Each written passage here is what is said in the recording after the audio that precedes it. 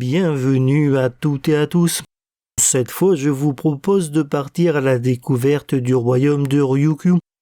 Petit royaume insulaire, pris en étau entre la Chine et le Japon, et qui fut pendant plusieurs siècles un acteur clé du commerce maritime en Asie de l'Est.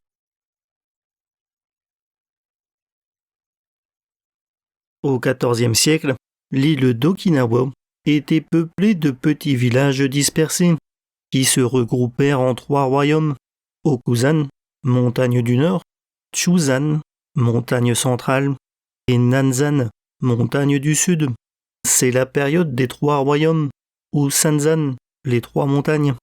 Okuzan couvrait une grande partie de la moitié nord de l'île, et était le plus grand en termes de superficie et d'armée, mais en échange était économiquement le plus faible. Nanzan constituait la partie sud de l'île, et Chuzan, qui se trouvait au centre de l'île, était économiquement le plus fort. Comme bien souvent dans l'histoire, une telle configuration amena rapidement à la guerre. Le roi Hachi de Chuzan conquit Okuzan en 1416 et Nanzan en 1429, unifiant ainsi l'île d'Okinawa, formant le royaume Ryukyu.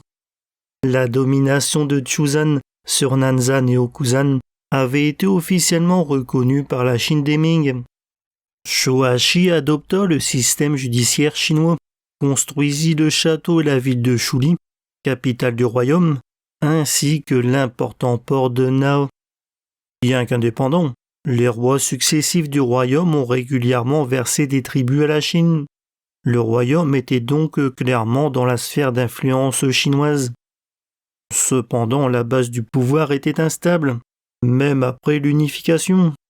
L'influence des grandes familles locales et des clans restait forte, et le gouvernement était incapable de mettre en place une politique de centralisation, et des troubles se produisirent régulièrement, sans compter les luttes de succession. Le roi Sho Kinpuku meurt en 1453. Un conflit éclate alors entre le fils du roi, Shiro, et son frère, Fuli. Durant ce conflit, le château de Shuli est incendié, et les deux y trouvent la mort.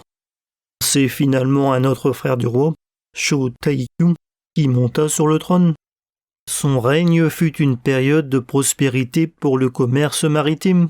Nao s'est développé en une ville portuaire prospère, et les domaines des seigneurs locaux se sont également développés.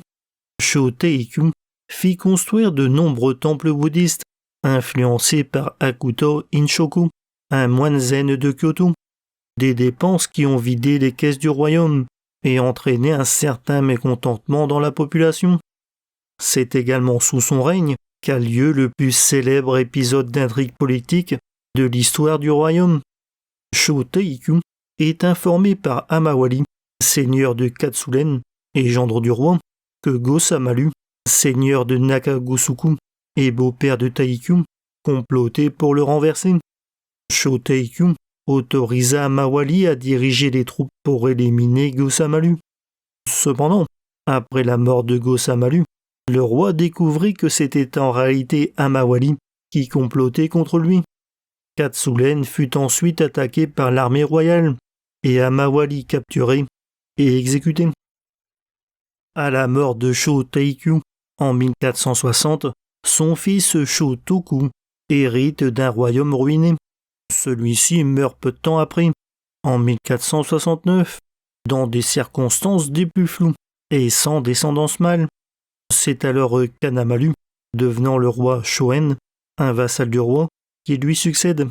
Si l'histoire officielle dit qu'il a été intronisé sur recommandation des principaux vassaux, les historiens pensent plutôt qu'il s'agissait d'un coup d'État et que le fils de Shotoku a été assassiné.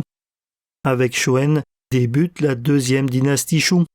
Durant son règne, il élimine l'influence de l'ancienne famille royale et augmente l'influence de la sienne.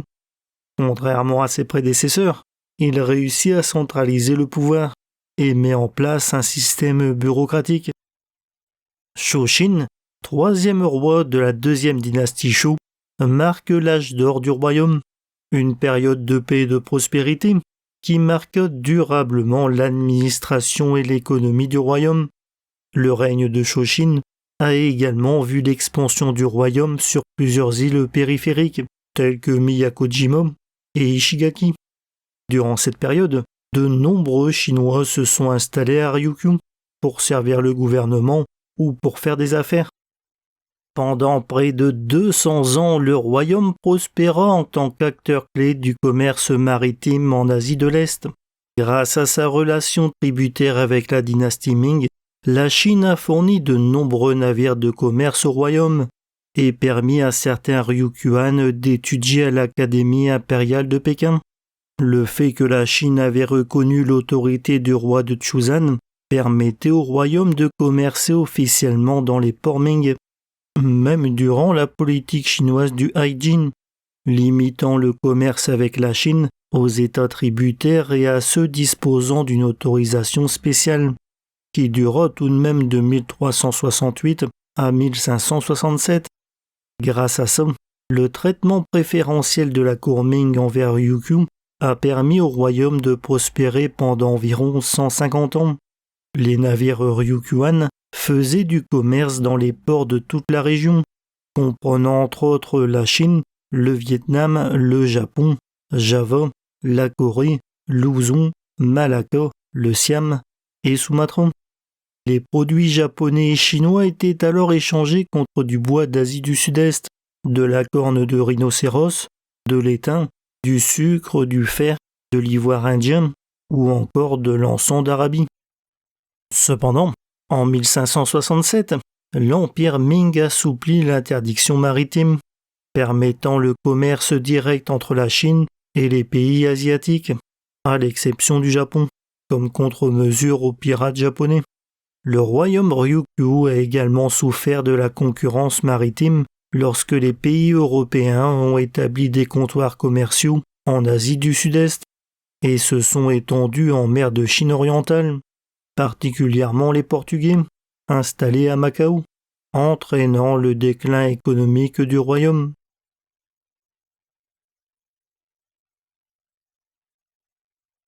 Le royaume et le clan japonais Shimazu du domaine de Satsuma avaient des relations commerciales depuis plusieurs siècles, et Ryukyu avait plusieurs fois rendu hommage au shogunat à Chicago, comme il l'avait fait avec la Chine. À plusieurs reprises, Shimazu a demandé, voire exigé, divers types d'aides et de services. Si certaines de leurs demandes ont été acceptées, d'autres ont été ignorées. Depuis la fondation du royaume Ryukyu, il y avait également des conflits entre le royaume et le Japon au sujet des intérêts commerciaux dans l'archipel d'Amami-Oshima.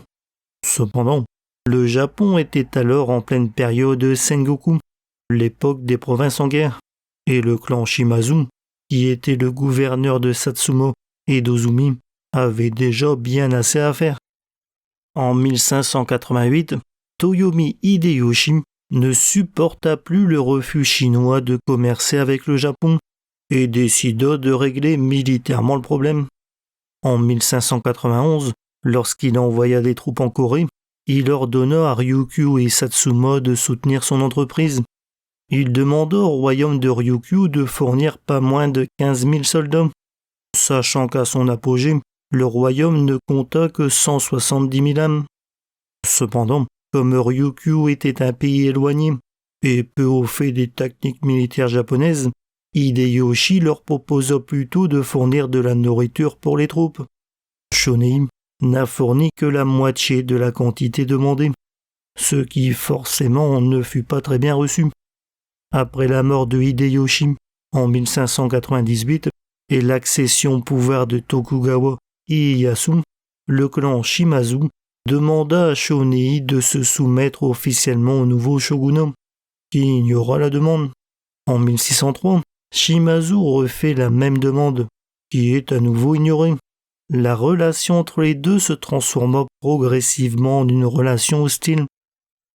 Le clan Shimazu souffrait de difficultés financières dues aux lourdes charges militaires sous les règnes successifs de Hideyoshi, Ieyasu et Hidetaka.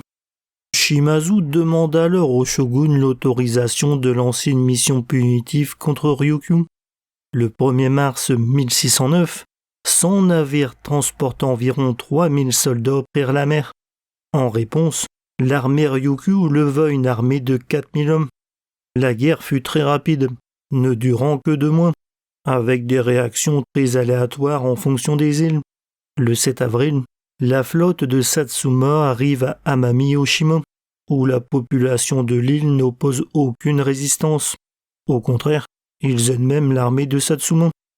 Par contre, à Wanyang, 8 navires japonais sont assiégés par au moins 1000 personnes. Le 18, les troupes de Satsuma débarquent et tirent sur la foule, faisant 50 morts. À Akitoku, 3 navires furent attaqués. Les troupes ont rapidement riposté et tué 20 à 30 personnes.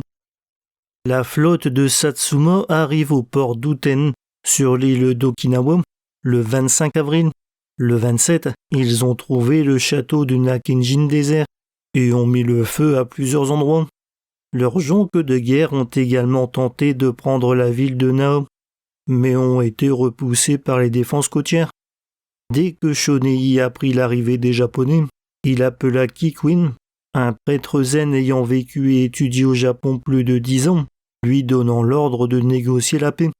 Le 1er avril, à 16 heures, l'armée de Satsuma se retira et les opérations militaires à grande échelle prirent fin.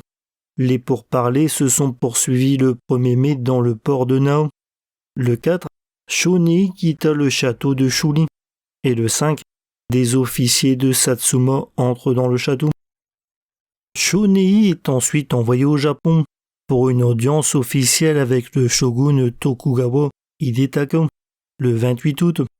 Le 24 décembre, il est arrivé à Kagoshima, où il est contraint de se rendre officiellement. Le roi et ses conseillers sont alors obligés de jurer que les îles de Ryukyu étaient depuis des temps anciens une dépendance féodale de Satsuma, et que le royaume admettait sa culpabilité d'avoir ignoré et rejeté de nombreuses demandes, que l'invasion était justifiée et même méritée, et que le seigneur de Satsuma était miséricordieux en permettant au roi et à ses officiers de rester au pouvoir.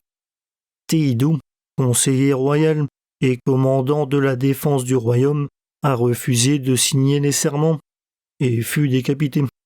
En 1611, soit 2 ans après l'invasion, le roi retourna dans son château de Shuri. Si le royaume Ryukyu était affilié aux Ming, ces derniers n'ont envoyé aucune aide. Ils ont même totalement ignoré l'invasion japonaise. À cette époque, la dynastie Ming était dans une situation difficile, après avoir envoyé des troupes en Corée pour combattre le Japon, et la Chine n'avait absolument pas les moyens de se lancer dans une nouvelle guerre.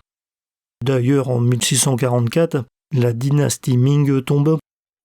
Après la guerre, Ryukyu est resté officiellement indépendant, bien qu'en réalité vassal de Satsuma, se retrouvant dans l'étrange situation d'être à la fois tributaire de la Chine et vassal du Japon.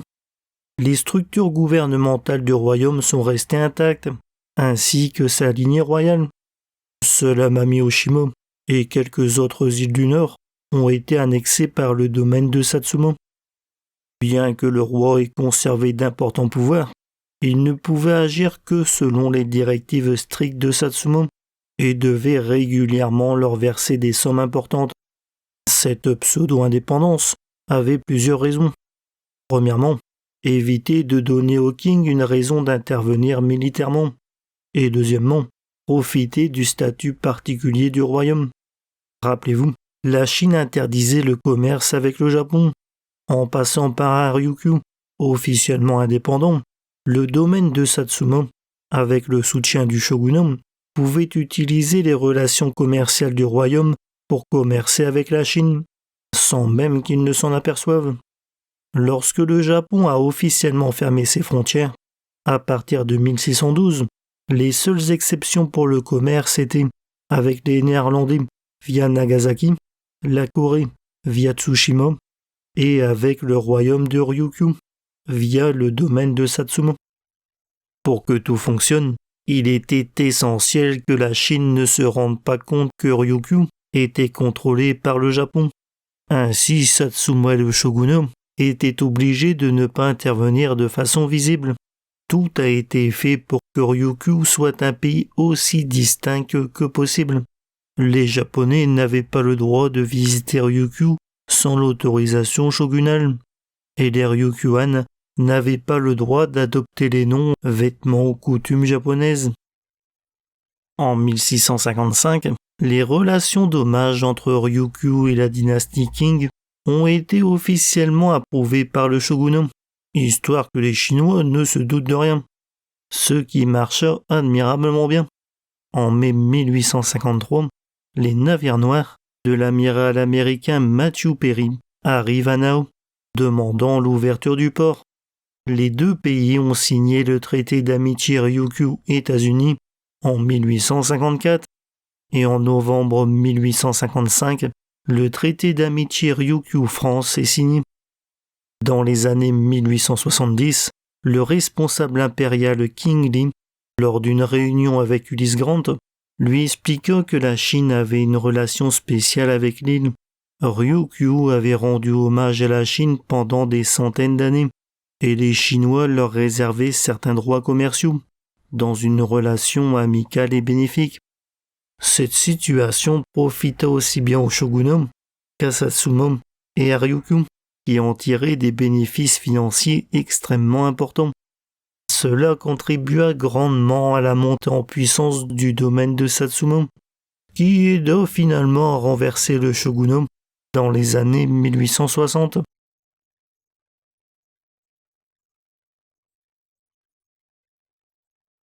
Après plusieurs siècles de pseudo-indépendance, la situation change rapidement au XIXe siècle.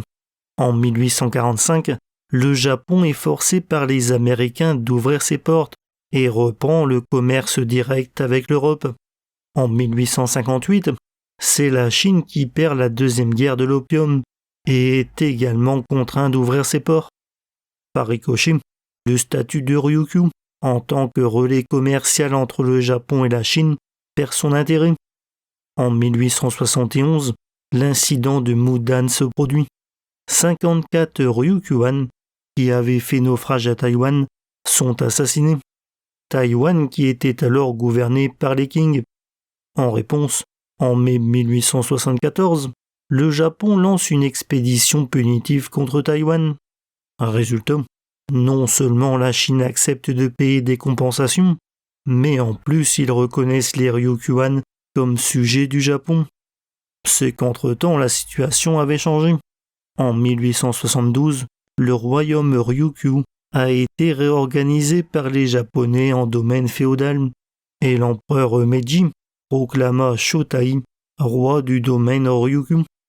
Après l'expédition de Taïwan, le rôle du Japon en tant que protecteur du peuple Ryukyuan a été officialisé, mais l'illusion d'indépendance du royaume a été partiellement maintenue jusqu'en 1879, pour des raisons diplomatiques. En novembre 1874, le gouvernement Ryukyu envoie une mission tributaire en Chine, s'attirant les foudres du ministre de l'Intérieur japonais. En mars 1875, Matsuda Michiyuki, fonctionnaire du ministère de l'Intérieur, est envoyé à Ryukyu, apportant une liste de 9 demandes. Le gouvernement accepta l'envoi de fonctionnaires et d'étudiants, ainsi qu'une petite garnison, tout en rejetant les réformes intérieures et la restriction de ses droits diplomatiques, ce qui évidemment ne plut pas vraiment à Matsuda. En septembre 1876, une caserne est achevée près du port de Nao et 25 soldats de Kumamoto s'y installent. Le domaine de Ryukyu envoie alors une mission secrète en Chine pour attirer l'attention sur l'ingérence japonaise. Les représentants de Ryukyu à Tokyo envoient également des lettres secrètes à leurs homologues américains, français et néerlandais pour se plaindre du traitement du Japon et tenter d'obtenir de l'aide.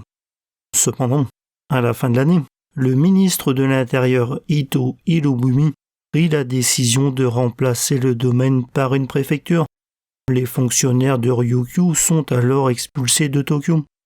En janvier 1879, Matsuda rencontre des responsables du domaine et exige la rupture des relations diplomatiques avec la Chine. Shotai refuse. Le 11 mars, Matsuda revient à Ryukyu, cette fois accompagné de 400 soldats. Matsuda annonce alors que le dernier jour du mois, le domaine de Ryukyu sera aboli, ordonnant que le château de Shuri soit évacué pour cette date. Le gouvernement chinois protesta fermement contre l'annexion, et la question Ryukyu est devenue un facteur important menant à la première guerre sino-japonaise. Après médiation de l'ancien président américain Ulysses Grant en 1880, le Japon entame des négociations avec la Chine. Au terme de ces négociations, les Chinois proposent qu'Amami-Oshima et les îles environnantes aillent au Japon, Okinawa au roi Shotai et les îles Yaeyama et Miyako à la Chine, qui les restituerait ensuite au roi. Mais au dernier moment, la Chine refuse de signer l'accord. En réponse, le Japon annexera la totalité de l'archipel des Ryukyu. Ainsi, le 27 mars 1879, le domaine Ryukyu est officiellement aboli et remplacé par la préfecture d'Okinawa. Le groupe d'îles Amami-Oshima, qui avait été intégré au domaine de Satsuma, devient de son côté une partie de la préfecture de Kagoshima. La monarchie de Shuri est abolie et le roi déchu Shotai a été contraint de s'installer à Tokyo. En compensation, il reçut le rang de marquis. De nombreux partisans royalistes de leur côté ont préféré fuir vers la Chine.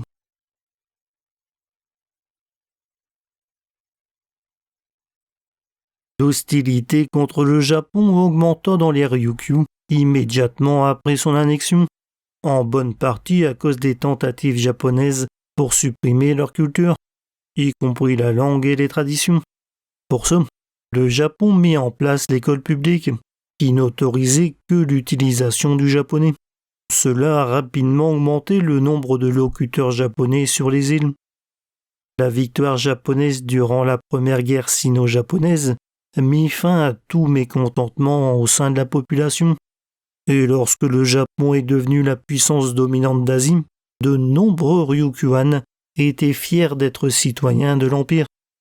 Bien qu'il y ait toujours certaines tensions, les natifs d'Okinawa étant perçus comme des Japonais de seconde zone par les Japonais du reste du pays.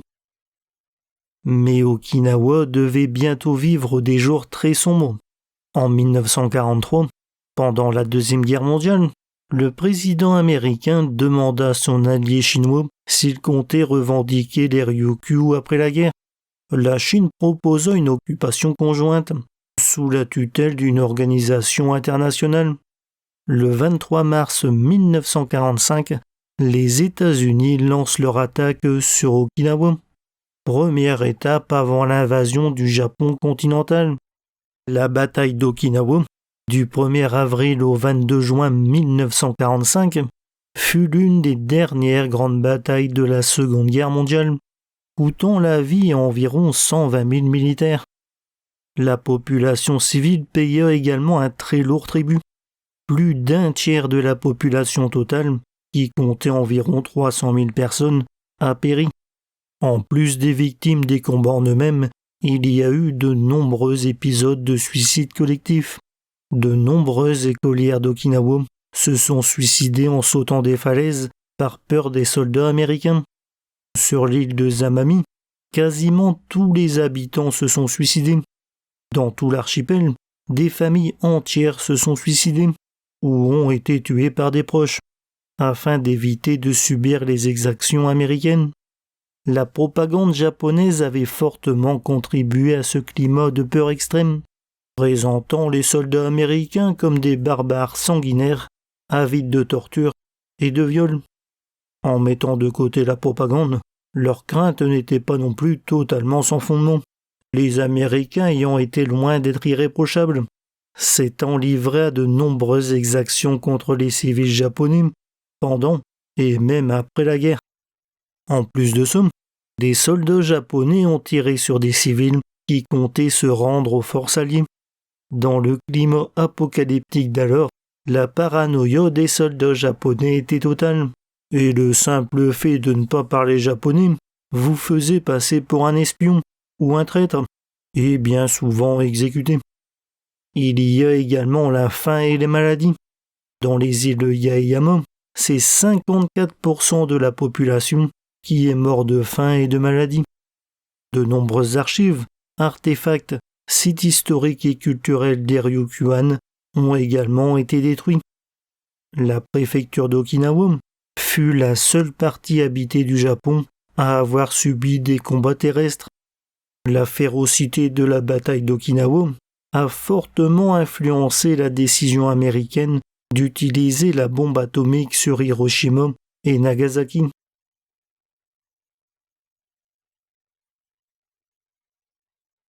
Après la guerre, la préfecture d'Okinawa a été occupée et placée sous contrôle américain, contrôle qui s'est poursuivi même après la fin de l'occupation du reste du Japon en 1952. Entre-temps, le monde était rentré dans la guerre froide et la Chine communiste avait pris le contrôle de toute la Chine. La position d'Okinawa devient alors vitale pour les Américains, qui y ont construit d'importantes bases militaires. La présence des bases américaines permanentes a créé de vives tensions entre les habitants d'Okinawa et l'armée américaine, tout en étant un important pourvoyeur d'emplois et une grande source de revenus pour l'archipel. L'armée américaine contrôle encore aujourd'hui environ 19% de l'île, qui abrite un contingent d'environ 30 000 militaires. Les relations entre les militaires américains et les habitants de l'île, surtout les femmes, restent encore conflictuelles, avec de régulières affaires criminelles. Okinawa peut cependant difficilement se passer des revenus américains. Okinawa reste la préfecture la plus pauvre du Japon.